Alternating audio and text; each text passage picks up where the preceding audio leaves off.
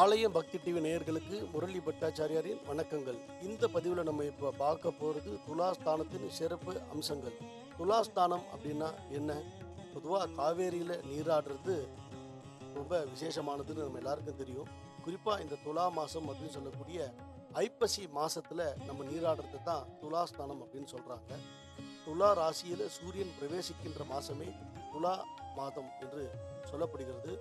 இந்த மாதத்தில் பகல் மற்றும் இரவு பொழுது சரிசமமாக இருக்கும். தராசு எப்படி சரிசமமாக இருக்குமோ அந்த மாதிரி இந்த மாதத்தில் பகல் மற்றும் இரவு பொழுது சரிசமமாக இருக்கும்.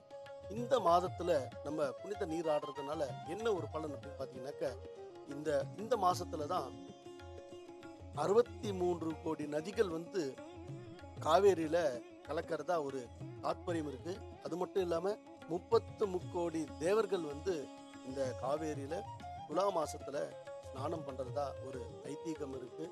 இது எல்லாத்த விட ஒரு மிகப்பெரிய சிறப்புன்னு பார்த்தீங்கன்னாக்க, கங்கைக்கு மேலான காவேரி தீர்த்தம் அப்படின்ட்டு. ஏன் அப்படின்னாக்க, கங்கை மாதாவினுடைய பாவத்தையே இந்த காவேரி தாய் தான் போக்குறாளாம்.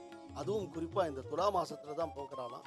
ஒரு சமயம் கங்கா மாதா ரொம்ப சோகமாக இருக்கும்போது அந்த பக்கமாக ஒரு மகரிஷி பார்த்தீங்கன்னாக்க, கங்கா மாதா ஏன் இவ்வளவு சோகமாக இருக்கீங்கன்னு சொல்லி கேட்கும்போது, உலகத்தில் இருக்கக்கூடிய அனைத்து ஜீவராசிகளும் அவங்களுடைய பாவத்தை போக்குறதுக்காக கங்கையில் ஸ்நானம் பண்ணுறாங்க. அவங்க பண்ணின பாவங்கள் எல்லாம் இப்போ என் மேலே இப்போ என்னுடைய பாவத்தை நான் யார்கிட்ட போக்குறதுன்னு தெரியல, எனக்கு ரொம்ப வருத்தமாக இருக்குன்னு சொல்ல, மகரிஷி ஒன்றும் கவலைப்படாதீங்க, தமிழகத்தில் காவேரி அப்படின்ற ஒரு புண்ணிய தீர்த்தம் போகிறது, அந்த நதியில் நீங்கள் போயிட்டு நீராடினீங்கன்னாக்க உங்களுடைய அனைத்து பாபங்களும் நீங்கும் அப்படின்னு சொல்லிட்டு அந்த மகரிஷி சொல்ல, நான் இப்போவே கிளம்புறேன்னு சொல்லி கங்கா மாதா கிளம்ப, கொஞ்சம் பொறுங்கோ, இந்த மாதத்தை காட்டும் நீங்கள் ஐப்பசி மாதம்னு சொல்லக்கூடிய துலா மாதத்தில் போயிட்டு துலா ஸ்நானம் பண்ணுங்கோ, அப்போ பண்ணிங்கனாக்க ரொம்ப விசேஷம்னு அந்த மகரிஷி சொல்ல, கங்கா மாதா பொறுத்திருந்து இந்த காவேரியில் ஐப்பசி மாதம்னு சொல்லக்கூடிய இந்த துலா மாதத்தில் புனித நீரானது தான் ஒரு சாஸ்திர சம்பிரதாயங்க நம்பிக்கை இருக்குது. இந்த சனாதன தர்மம் ரொம்ப விசேஷமானது. அதுவும் நம்ம தமிழகத்தில் பார்த்தீங்கன்னாக்க பல நதிகள் இருந்தாலுமே இந்த காவேரி தாய் தான் ரொம்ப விசேஷமான ஒரு நதியாக போற்றப்படுகிறது.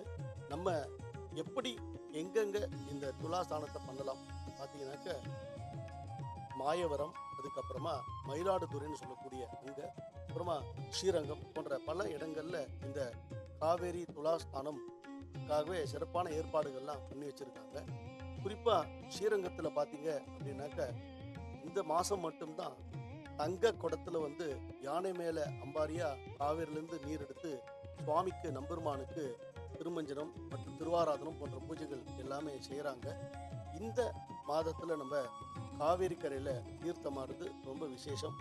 முக்கியமாக இந்த காவேரி நதியில் நம்ம நீராடும்பொழுது காவேரி தாய்க்கு ஒரு நமஸ்காரத்தை பண்ணிவிட்டு, அதுக்கப்புறமா 3 முறை நன்னா தலைமுழுக்க முங்கி எழுந்துட்டு, அதுக்கப்புறம் சூரிய பகவானை நோக்கி 3 தடவை ஒரு அர்க்கியம், 3 தடவை தண்ணி ஊற்றிட்டு, அதுக்கப்புறமா கரைக்கு நல்லா புத்தாடைகள்லாம் அணிஞ்சிட்டு அருகாமையில் இருக்கக்கூடிய கோவில்களுக்கு சென்று சுவாமிகளை தரிசனம் செய்ய நம்முடைய அனைத்து பாவங்களும் நீங்கும். ஈரேழு ஜென்ம பாவங்கள் எல்லாம் நீக்கும்ன்றது இந்த துலாஸ்தானத்துடைய சிறப்பு.